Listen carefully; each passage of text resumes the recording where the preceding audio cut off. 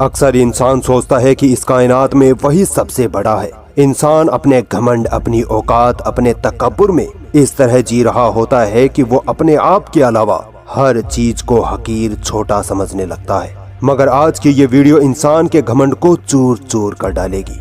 दोस्तों, वीडियो शुरू करने से पहले एक अहम बात बताना चाहूंगा, गौर से सुनिएगा।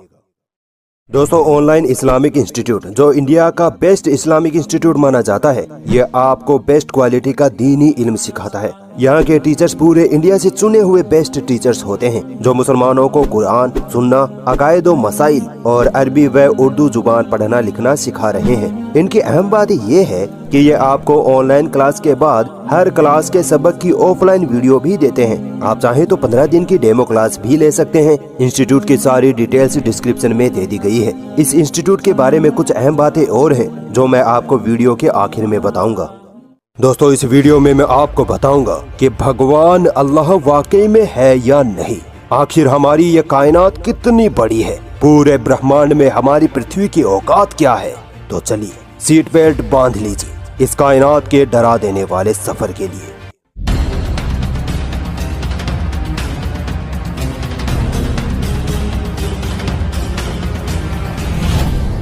दोस्तों, ये कायनात बनी कैसे? सबसे पहले तो इसी रहस्य से पर्दा उठाते हैं। सन 1929 में एडविन हबल ने अपने टेलीस्कोप से ये ऑब्जर्व किया कि स्पेस की चीजें एक दूसरे से दूर जा रही हैं। इसके बाद सन 1931 में जॉर्ज लेमेत्रे ने एडविन हबल की खोज को सपोर्ट करते हुए ये बताया कि अगर स्पेस की चीजें एक दूसरे से दूर जा रही हैं, तो यकीनन एक वक्त ऐसा भी था जब ये सारी चीजें एक जगह इकट्ठी थी।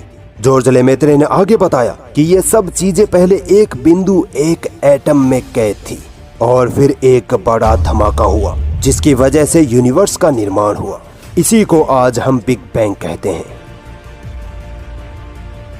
दोस्तों, वैज्ञानिकों ने तो बिग बैंग थ्योरी आज से सिर्फ 100 साल पहले ही तो खोजी है, मगर इस बिग बैंग थ्योरी का जिक्र अल्लाह ने कुरान में 1400 साल पहले ही कर दिया था। सूरह अंबिया की आयत नंबर 30 में अल्लाह ताला फरमाता है कि ये जमीन और आसमान सब पहले एक थे, फिर हमने इनको अलग किया। आपने अल्लाहु अकबर का नारा तो बहुत बार लगाया होगा, मगर आज ये वीडियो देखने के बाद आपको अल्लाहु अकबर का असल मतलब समझ आ जाएगा। हम सोचते हैं कि हमारी प्यारी पृथ्वी बहुत बड़ी है, बट अगर सूरज से इस पृथ्वी की तुलना करें तो हमारा सूरज पृथ्वी से इतना बड़ा है कि अगर सूरज को अंदर से खाली करके उसको पृथ्वी से भरा जाए तो 13 लाख पृथ्वी एक सूरज में समा जाएंगी।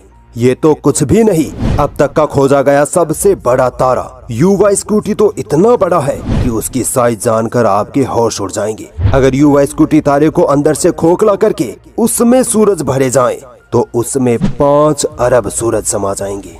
अल्लाहु अकबर। एक सूरज में 13 लाख पृथ्वी, तो एक युवा स्कूटी तारे में 5 अरब सूरज। दोस्तों, जब ये सूरज और युवा स्कूटी तारे इतने बड़े हैं तो ये यूनिवर्स कितनी बड़ी है। आइए अल्लाह की इस कुदरत का पता लगाते हैं। दोस्तों, हम सोचते हैं कि चांद हमारे इतने करीब है जैसे अभी उछलकर चांद को हाथ लगा देंगे, मगर असल में चांद पृथ्वी से लगभग 3,84,000 किलोमीटर दूर है। इसी तरह मंगल ग्रह मार्स पृथ्वी से तकरीबन 5 करोड़ किलोमीटर दूर है। इस दूरी का अंदाजा आप इस बात से लगा लीजिए कि एक स्पेसक्राफ्ट जिसकी स्पीड 40,000 किलोमीटर पर आवर हो, उसे मार्स पर पहुंचने में भी 7 महीने लग जाएंगे। ये तो फिर भी कम है। हमारा सूरज पृथ्वी से तकरीबन 15 करोड़ किलोमीटर दूर है। दोस्तों, अभी तो हम अपने सोलर सिस्टम से भी बाहर नहीं निकले हैं। अभी तो मिल्की वे गैलेक्सी से बाहर जाना है, फिर लोकल गैलेक्टिक ग्रुप में, फिर सुपर क्लस्टर में, फिर लेनाकिया सुपर क्लस्टर में और फिर ऑब्जर्वेबल यूनिवर्स में जाना है। यकीन मानिए आपका दिमाग खराब हो जाएगा इतना सब कुछ जानकर, और फिर आप बेतहाशा कह उठेंगे अल्लाहु अकबर। दोस्तों, आगे का सफर शुरू करने से पहले मैं आपको लाइट ईयर्स के बारे में बता देता हूँ, वरना आगे की वीडियो आपको समझ नहीं आएगी। स्पेस या यूनिवर्स की चीजों को हम किलोमीटर में नहीं नाप सकते। इसके बजाय साइंटिस्ट लाइट ईयर मापन का यूज करते हैं। लाइट ईयर वो मापन होता है जिसमें लाइट यानी रोशनी एक साल में जितनी दूरी तय करती है उसे एक लाइट ईयर कहते हैं। लाइट ईयर की स्पीड का अंदाजा आप इस बात से लगा लीजिए कि लाइट यानी रोशनी एक सेकंड में 3 लाख किलोमीटर की दूरी तय कर लेती है। इससे भी सिंपल लफ्जों में समझाऊं तो लाइट यानी रोशनी 1 सेकंड में पृथ्वी के 7 चक्कर लगा लेती है। आइए अब आगे का सफर शुरू करते हैं। दोस्तों, सूरज के अलावा जो तारा हमारी पृथ्वी के सबसे करीब है वो है प्रोक्सिमा सेंचुरी। क्या आप अंदाजा लगा सकते हैं ये तारा हमसे कितनी दूर है? 4.2 लाइट ईयर। अगर हम स्पीड ऑफ लाइट से भी इस तारे की तरफ निकले यानी 1 सेकंड में 3 लाख किलोमीटर दूरी तय करें तो भी हमें इस तक पहुंचने में 4 साल लग जाएंगे। मगर दोस्तों, ये पॉसिबल ही नहीं है क्योंकि दुनिया में अभी तक स्पीड ऑफ लाइट जितनी तेज टेक्नोलॉजी बनी ही नहीं। और जो टेक्नोलॉजी बनी है उसकी सहायता से भी अगर हम प्रोक्सिमा सेंचुरी तारे की तरफ जाएं तो भी हमें 6000 साल लग जाएंगे। इस दूरी को यूं समझिए कि आप एक कार में बैठे हैं जिसकी स्पीड 100 किलोमीटर पर आवर है और आप प्रोक्सिमा सेंचुरी तारे की तरफ निकल पड़े तो पता है आपको कितना वक्त लगेगा वहां पहुंचने में? 84 अरब साल। तो बताओ, तुम अपने रब की कुदरत को पार कर सकते हो? दोस्तों, आपने ब्लैक होल्स के बारे में तो जरूर सुना होगा। यूनिवर्स में ब्लैक होल्स ऐसी जगहें होती हैं जो बड़े बड़े तारे, गैलेक्सीज, यहाँ तक कि रोशनी को भी अपने अंदर जज्ब कर जाते हैं। इतना बड़ा साइज होता है ब्लैक होल्स का। ब्लैक होल्स की खोज साइंस के इतिहास की बहुत बड़ी खोज मानी जाती है। अल्लाह की कुदरत देखिए। इन ब्लैक होल्स के बारे में अल्लाह ने 1400 साल पहले ही कुरान में इशारा कर दिया था। कुरान की सूरह वाक़ियात की आयत नंबर 75-76 में अल्लाह ताला फरमाता है कि और कसम है मुझे उन जगहों की जहाँ सितारे डूबते हैं। अब बताइए, सितारे कहाँ डूबते हैं? ब्लैक होल्स में। अल्लाहु अकबर। अभी तो सफर शुरू हुआ है। दोस्तों, हम जिस गैलेक्सी में रहते हैं उसे मिल्की वे गैलेक्सी कहते हैं। इसी गैलेक्सी में हमारा घर यानी पृथ्वी है। वैज्ञानिकों का कहना है कि मिल्की वे गैलेक्सी में 100 खरब तारे और 100 खरब प्लैनेट्स हैं। मैंने अभी आपको सिर्फ एक प्रोक्सिमा सेंचुरी तारे का एग्जाम्पल दिया था, तो अब आप सोचिए कि मिल्की वे गैलेक्सी में कितने बड़े बड़े तारे और कितनी कितनी दूरी पर होंगे। अगर आप मिल्की वे गैलेक्सी के एक किनारे से दूसरे किनारे की ओर जाना चाहे तो बताइए कितना वक्त लगेगा? 1 लाख लाइट ईयर्स। आप सोचिए, जो तारा प्रोक्सिमा सेंचुरी हमसे सिर्फ 4.2 लाइट ईयर दूर है, हम पूरी दुनिया की टेक्नोलॉजी लगाकर भी उस तक नहीं पहुंच सकते, तो सोचिए मिल्की वे गैलेक्सी कितनी बड़ी होगी। ये मेरे अल्लाह की कुदरत है, उसी ने ये कायनात बनाई है। चलिए अब मिल्की वे गैलेक्सी को जूम आउट करते हैं। जब हम मिल्की वे गैलेक्सी से बाहर निकलते हैं तो हम लोकल गैलेक्टिक ग्रुप में पहुंच जाते हैं, जिसमें मिल्की वे जैसी 54 गैलेक्सीज मौजूद हैं।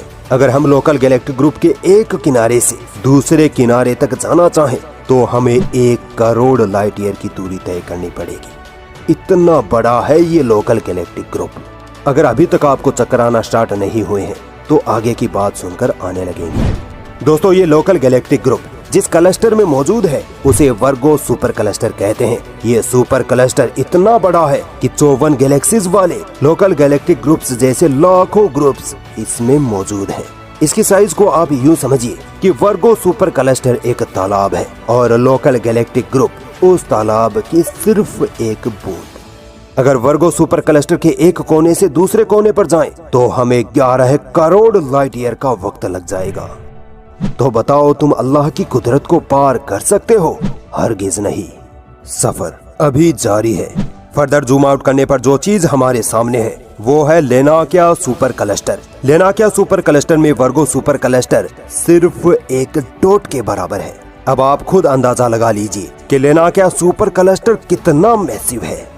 वैज्ञानिकों के मुताबिक इस सुपर क्लस्टर में 1 लाख गैलेक्सीज मौजूद हैं। इन्हीं 1 लाख गैलेक्सीज में हमारी मिल्की वे गैलेक्सी भी है, जिसके साइज के बारे में मैं आपको बता चुका हूँ। लेनाकिया सुपर क्लस्टर के एक सिरे से दूसरे सिरे पर पहुँचने में हमें 520 मिलियन यानी 52 करोड़ लाइट ईयर का वक्त लग जाएगा। ये टाइम और स्पीड अनइमेजिनेबल है।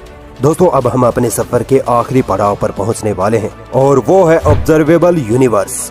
ऑब्जर्वेबल यूनिवर्स का मतलब ये है कि वैज्ञानिकों ने अब तक यूनिवर्स की जितनी भी चीजों की खोज की है, जितनी स्टडी की है, या यूनिवर्स में जितनी दूर तक हम देख पाए हैं उसे ऑब्जर्वेबल यूनिवर्स कहते हैं।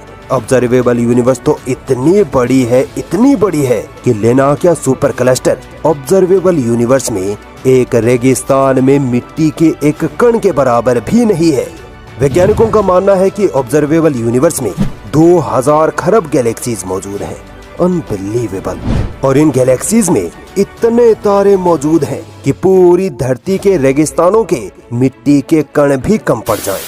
अगर हम रोशनी की रफ्तार से यानी 1 सेकंड में 3 लाख किलोमीटर की रफ्तार से भी ऑब्जर्वेबल यूनिवर्स के एक कोने से दूसरे कोने तक पहुंचना चाहें तो भी हमें 93 बिलियन यानी 93 खरब साल लग जाएंगे। अल्लाह अकबर। या अल्लाह, हम तेरी इस कुदरत के आगे सर झुकाते हैं। दोस्तों, अब तक आप इस बात को समझ चुके होंगे कि इंसान इस यूनिवर्स को पार नहीं कर सकता। अब अगर मैं ये कहूँ कि अल्लाह ने ये चैलेंज 1400 साल पहले ही कर दिया था तो आपको कैसा लगेगा?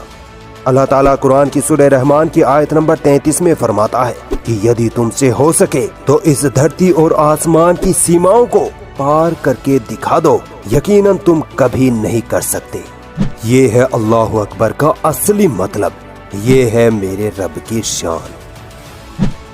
दोस्तों, मेरा ये वीडियो बनाने का मकसद आपको अल्लाह की कुदरत और कुरान करीम की अजमत बताने का था कि किस तरह कुरान की आयतें साइंस से मेल